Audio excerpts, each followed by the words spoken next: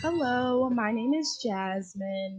So, this is my new show. I'm with Intellectual Radio. It's called Coffee Time with Jasmine. And I know you're wondering why coffee. Well, honestly, I love coffee. I'll drink it any time of the day, night, morning, but I really try to stay away from it during the night because then you're up all night. But I really like coffee. And as you can see, I do have coffee here right now. And I'm more of like an iced coffee person. So I'll drink caramel. I also add a little coconut creamer. I know it's really weird, but I'm really a coconut person. So there you go, little facts about myself. And I also love getting my nails done. You're gonna see me doing all this with my hands and stuff, and I really love getting my nails done and stuff like that. I love nails. But enough about me. So this is Coffee Time with Jasmine. We're gonna talk about news stuff and everything that's going on around in our culture, honestly. And what I really wanted to talk about today is the election. Yes, the election was like 2 weeks ago, and yes, everyone's like Joe Biden is winning. I get that, but what you don't understand is what's happening behind the scenes. Trump is still thinks he has a fighting chance, and he has three states that he's doing recounting right now. So that's Michigan, Georgia, and Wisconsin. When I tell you Trump spent $2 million on a recount of Wisconsin's votes, I said 2 million. That's mind blowing. $2 million to recount votes. And I definitely understand, like, obviously he has that right and all of that. I get that. Go ahead, do that. But it's like we're going through a pandemic and you're wanting to spend $2 million to count votes. And we're obviously waiting out on the outcome and stuff like that. But in Milwaukee, he's the counties that he's are recounting are 20% black, and the counties are Milwaukee and Dane County. And on Wednesday, after they recounted everything, Biden won by over 20,000 votes. So it's like, was it a waste of $2 million? Yes, yes, it was. It was. Because at the end of the day, he still ended up beating Trump there, and he spent money for no reason to me personally. And like I'm stating, like, yes, this is coffee time with Jasmine, and this is going to be more so my point of view. But the thing is, I'm going to bring facts, and I'm bringing these sources and facts from CNN right now. So just letting you know, yes, it's my opinion, but I'm also sourcing everything I'm saying because at the end of the day, I want to make sure I'm stating the right things. So, like I was saying, Biden officially won Wisconsin by over 20,000 votes, and once again, Trump paid 2 million for that, and I definitely think those funds could have went to other things that's going on right now. Some of the things that Trump claimed why Wisconsin was not doing the right things and why he wanted to recount was that he was stating people were not being ID'd when they're coming to vote, and or if it's a lot of the problems that were happening were the mail-in votes. I don't know, a lot of people were keeping up with that, and I was definitely keeping up for like the whole week. But the biggest problem was the mail-in votes, and obviously those take time. And he was stating, or the Trump campaign, let me say, the Trump campaign was stating that they had officials there that were saying they were not taking the IDs in order to get their mail-in ballots and stuff like that. And obviously they investigated it and everything, and that was not the truth at all. So him coming up with like lies and stuff like that, it just honestly really sad because it's like you don't want to leave even though you know you're losing and you're trying to spend all this unnecessary money. And like that's what I really want to come back to. He's spending unnecessary money where money can be spent in other ways. Like once again, we're going through a pandemic, and it's like we're recounting votes and it's like people are homeless, people are losing their jobs, and it's like this money can be spent in other ways. But anyway, like I was saying, Wisconsin, Biden won. It was done on Wednesday. The other state that he's getting recounted in is Georgia. And also, so right now, during the counting and stuff, Trump campaign sent people down there to recount and also filed a lawsuit in Georgia as well. And I really can't say much about that because it's still ongoing. Because obviously, recounting is going to be more rigorous and the second time around. So they're still recounting. Georgia is not done yet. And if you were keeping up with the electoral votes and the whole thing overall that whole week when they're counting, Trump was winning, and he was winning by a lot. Like, it was crazy. He was winning by a lot, especially in Pennsylvania. He was winning by $100,000. I mean, sorry, 100,000 votes, and that's mind blowing that he won. He lost by 80. So it's like he's really mad right now. But the thing is, all those mail-in votes took time, and Joe Biden the whole time during the whole race, he was like, do mail-in votes because obviously pandemic. So the whole time Joe was like, do mail-in votes, it's safer and all this other stuff. And then the Trump campaign was like, no, go in and vote. And obviously that's way faster. Those results were fast. And what took forever, like I said, it was the mail-in votes. And a bunch of those, and people, both campaigns knew where these votes were coming from. They're coming from the Democratic Party. More Democrats were going to do mail-in votes because Trump campaign was telling people to go in. So as we were, not we, but as they were counting the votes and stuff, especially like I stated, Pennsylvania, as they are counting the votes, a lot of these votes were Dem and Joe Biden was going up like little by little. But honestly, he wasn't going by little because obviously they're doing with machines. It wasn't little, it was like big chunks of votes he was getting. And Trump was like, this is false and all this other stuff. And it isn't false. They're doing another investigation. Like I stated, that's one of the places they're doing the investigation in, but it's just crazy that he's still not condoning, like he does not want to leave. And he's still tweeting. Like Trump is a big tweeter. Like he tweets all day, every day. He was tweeting the day of elections, after elections. That's what he does. And what Twitter is doing now is they're putting claims and stuff and hyperbations like under it if it's false information. And a lot of Trump's things are false, unfortunately, and a lot of them have to have like warning signs and stuff like that. So, and the Georgia recount information I got from the Washington Post. So, thank you for that. But yeah, those, and I'll update you next week about, hopefully by next Wednesday or Monday, they have all those results in. But like I said again, I don't think they're in a rush to recount everything, but then again, they want to get it over and done with. And depending on the percentage wise, Trump will have to pay again in order to recount all those votes. So far he's only paid 2 million in Wisconsin. Just imagine him having to pay in Georgia and then in Michigan and then Pennsylvania. Well, in Michigan he's not doing a recount. He filed a lawsuit about the process they are doing. But in Pennsylvania he is doing a recount. And just imagine he only spent, like I said, 2 million in Wisconsin.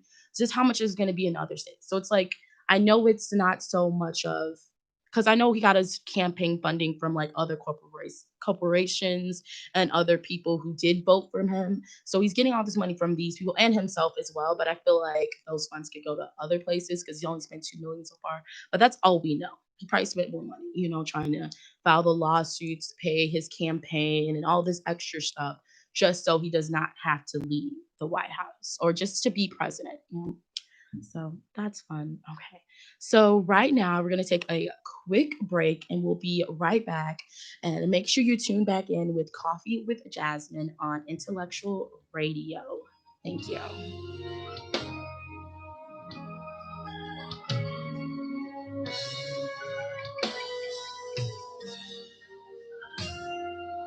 Made up my mind that it's my time to press on towards the mark that God has for me.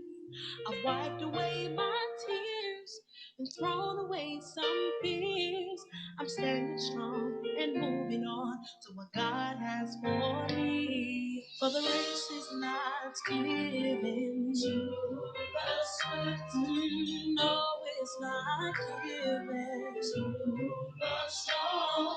Not even to the but to the one who can hold on. Whoa, you gotta keep moving. You gotta keep pressing on towards the mark God is giving you. That God is giving you. Ooh, you gotta keep moving. You gotta keep pressing on towards the mark that God is giving you. that God has given you. For the race is not given. Ooh, no, it's not given. Not even to the but to the one who can hold on. Hold on. Keep moving. Keep moving. Pressing on. Pressing on. Keep moving. Keep moving. Pressing on. Pressing on. Keep moving. Keep moving. Keep pressing on. Pressing on. Keep moving. Keep moving. Keep pressing on. Pressing on. Hold on. You gotta just hold on. Hold on. Don't get weary, hold on. Hold on. Don't give up, hold on. Hold on.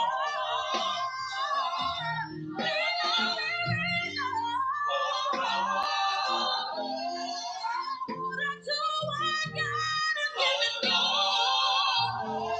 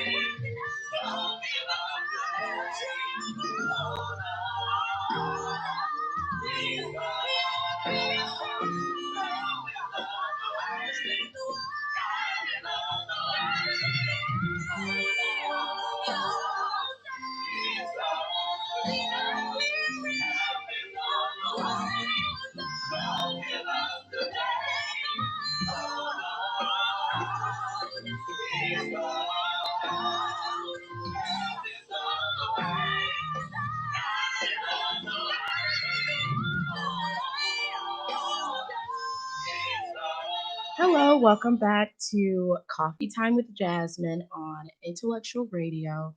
So, earlier we were talking about elections and everything like that. And one of the biggest things that is connected with elections, I know there's a bunch of things that's connected with it, but one big thing I kind of referred to it earlier is COVID. Like, it's such a big thing. And, like, I feel like honestly, like right now, I think everyone, not just Illinois, but I'm really gonna tune into Illinois because obviously we live in Illinois.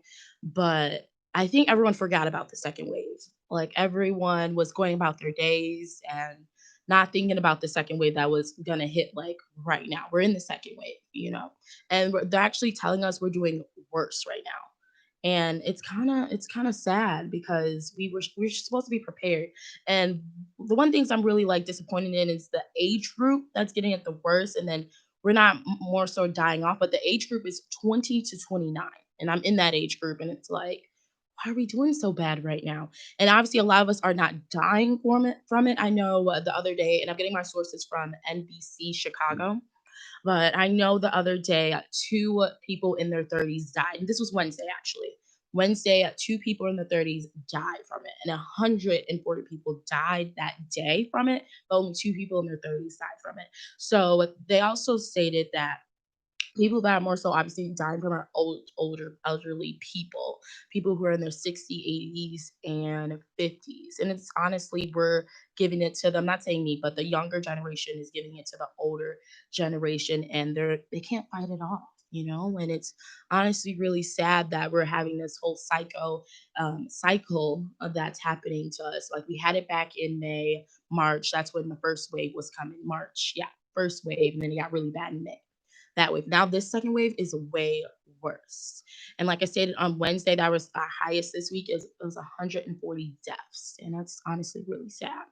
And like I said, younger people are more so getting at the ages 20 and 29. They're seeing it a lot in the colleges, and which we all knew. Like, I don't know, honestly, when they're stating they're going to open the colleges back up and just be more restrictions and stuff like that. But at the end of the day, like I was in college at one point, and you want to go out, you want to go to different activities, especially as a freshman. Like my freshman year, so many activities. And when I say it was great because you don't know anyone, like when I went, I didn't know anyone. So all these different activities, I got to know a bunch of people. But it's pandemic time. So you allowing college students to go and not have these events catered to them. So they're just in their rooms. Or I'm really not familiar with what exactly they're doing, but obviously you can't have groups bigger than 10. Well, we're back on that. I know it went up to 25 and now we're back like 10 to 5. And honestly, the governor picture does not want us to gather with anyone at this point, especially with Thanksgiving coming up. They don't want us to gather with anyone. And please keep that in mind if you are gathering with any family members or friendsgiving and stuff like that. Please keep in mind that there is a pandemic going on and this is affecting everyone. And that's the biggest issue, is that it's not just affecting one group, it's affecting everyone. So just keep that in mind for this Thanksgiving and stuff. But back to Illinois. So basically, what's coming up with Illinois is they're going back to, right now we're in tier 3. The governor believes that we will be back on tier 2, or just basically the stay at home type of thing, even though it's very vague on what stores and, well, no, not stores, what companies can and cannot be open. But he's really considering having us stay at home at some point, which I think is honestly the best thing. But like I said, it's the type of stores that he's stating have to be closed is very vague. So most stores that say they have to close are not closing. And then obviously the virus is still affecting everyone if those stores are open and not actually following the rules and stuff. But also, the biggest thing is another is CPS. So Lori Lightfoot said that she really wants to open CPS schools in the year 2021. I really want to know what you guys think about that. Do you think kids can go back to school and follow the restrictions? And when I mean kids, I mean like eighth grade and down, like pre-K and up through eighth grade. And I don't think they have much talk about high school right now, but I'm pretty sure high school is included in that. So let's just include that. So what do you think about? I'm thinking about more so kids being in school, like pre-K, because honestly, kids really don't honestly, like things on their face, depending on the kid. But they're gonna be kids at the end of the day. I think that's what I want to put out there. A kid is going to be a kid, and should a kid go back to school during the pandemic? That's the biggest question. And I know a lot of people that have had kids, and during this pandemic, the biggest problem is finding daycare. Like I remember when they shut down everything. When I say everything, the daycares were closed, schools were closed, at home. I know a lot of people were looking for services for, where are my kids going to stay? Where are my kids going to go? I don't have a babysitter. So I think that's one thing the governor will have to consider if he is going to do that stay at home advisory. That means like the daycares are going to close and stuff like that. So parents are going to have to look for where my kids going to go. And it's just honestly really sad. I'm going over all of these things that, oh, COVID affects this, COVID affects that. And it really is affecting like everything. And I think people don't understand that. Like these big corporations that allow their employees to go to work and not stay at home from work, contacting the virus and stuff like that. Like it's in these companies, it's in you going to the grocery store. And there's not limitations, there's other ways you can go shopping. You could do curbside pickup or stuff like that, and I just think there's more things we could be doing. And electoral Joe Biden, if he is right now, he is the electoral president right now. We can't say he's for sure the president, but he stated, quote by quote, I am not shutting down the economy, I'm shutting down the virus. I want to see what he's going to do. Obviously, he's not in office just yet. Trump is doing what he's doing. And right now, I really want to see what Joe would do once he is president. What does that mean to you? Like, so we're not going to obviously shut down the economy because that would be really bad. But then again, do I want to lose lives or have the economy be really bad? From my standpoint, and even though I'm not like professional or whatever. But I mean, lives over economy, but that's just me. But, obviously shutting down the economy, I'm not saying shut it down. We can't do that. We have to live. But I think there should be a certain extent of what should be open and what shouldn't be open. I think we need to have those restrictions because why is the bar open? Okay. Like, bar, cool. Like, people want to go to the bar, people want to do X, Y, and Z. I get that. But in DuPage County, the bars are still open. And in Cook County, you can only be outside, but obviously it's getting cold. No one's really going to be outside. But the thing is, shutting down the bars, which I get, shutting down the bars mean no money for the bars. And I've seen places where it's like, I'm not using my bar right now. Why do I have to pay rent for where my company is? And I totally get that. Like, this whole pandemic is like an upstream. It's affecting everyone. But the thing is, like, we don't need a bar right now. Like, yes, have open outside, but that's where they're contacting the virus. And honestly, I'm not going to say just there because you can get it from anywhere. And that's the problem. We don't know.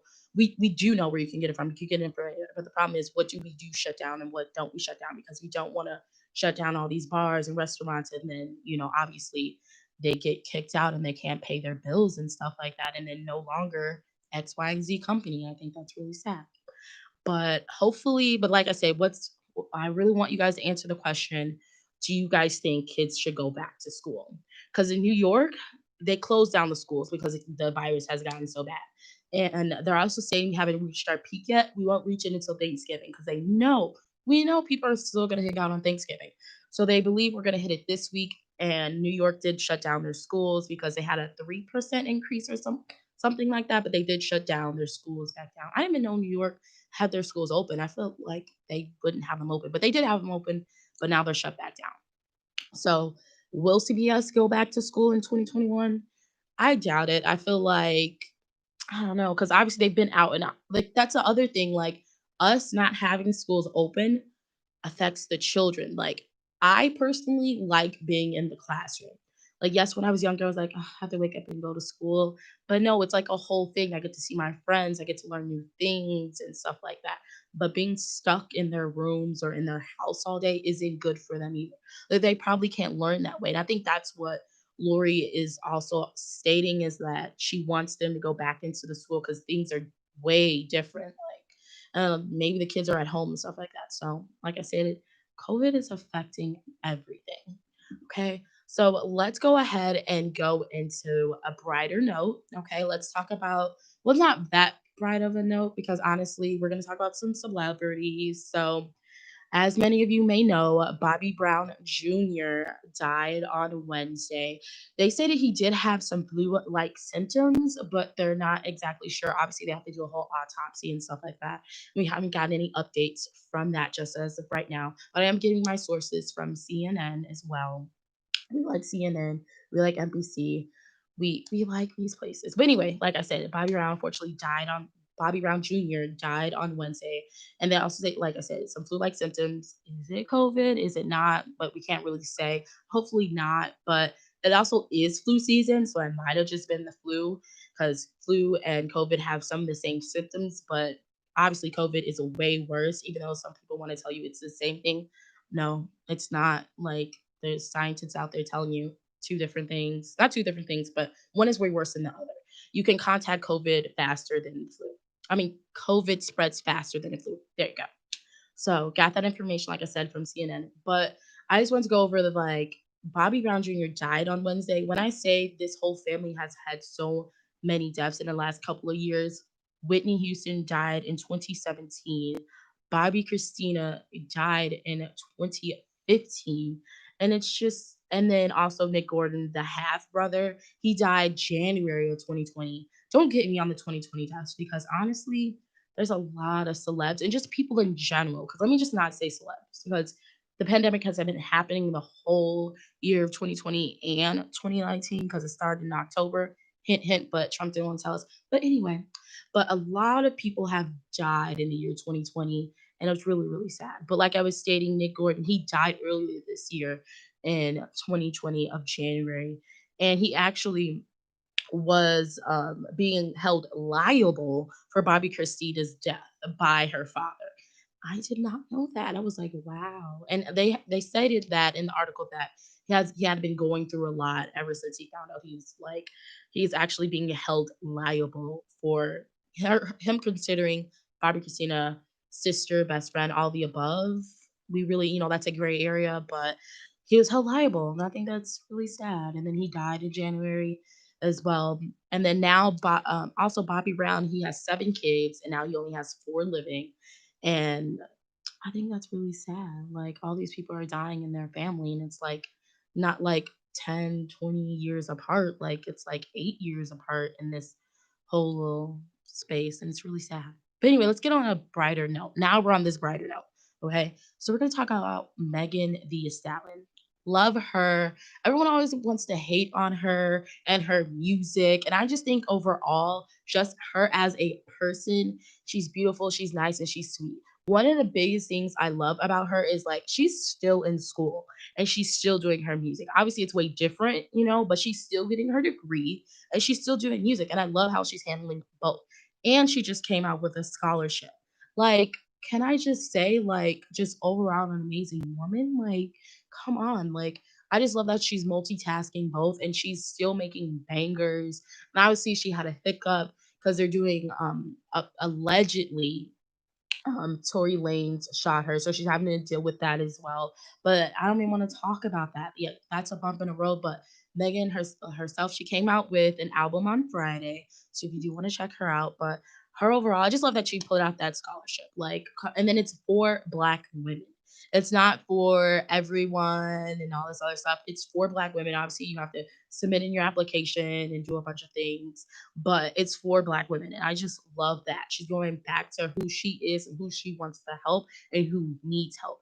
And obviously, a lot of people are like, why didn't she do it for Black men as well and stuff like that? And I'm just like, she's a Black woman and she wants to help out her Black women. Why can't she do that? And there's a bunch of programs for Black men, other races overall, but why can't she, as a person, do a scholarship for a Black woman? Because she is a Black woman. I don't know. I think people just critique her overall because she is an amazing person and she is winning right now. She is winning, and people are mad. People are mad, but people are just gonna honestly get over it. So, Megan the Asylum, thank you. You're an amazing person. But I want to say thank you guys for tuning in to my first show, Coffee Time with Jasmine. Make sure you get coffee every morning because I get coffee every morning. So I just want to leave you with that today. And also, I do have a scripture before I tune off.